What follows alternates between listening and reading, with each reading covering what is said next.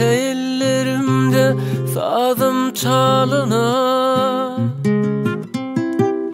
çalındıkça gönlüm bölük bölüner.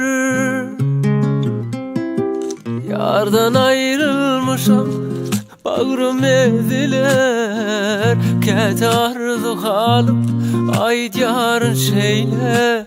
Dinle sana düzönüm, gözelim söyönüme. Ketardı halim, ayt yarın şeyle. Dinle sana düzönüm, gözelim söyönüme.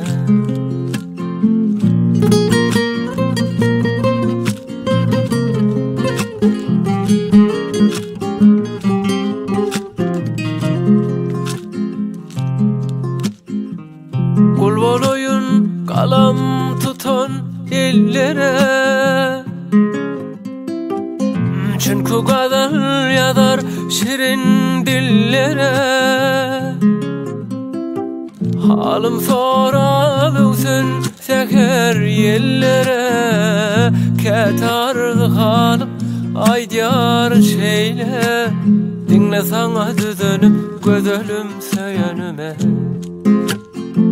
Ketardı halim, ayt yarın şeyle. Dinle sana düzönüm, gözelim söyönüme. Dinle sana düzönüm, gözelim söyönüme.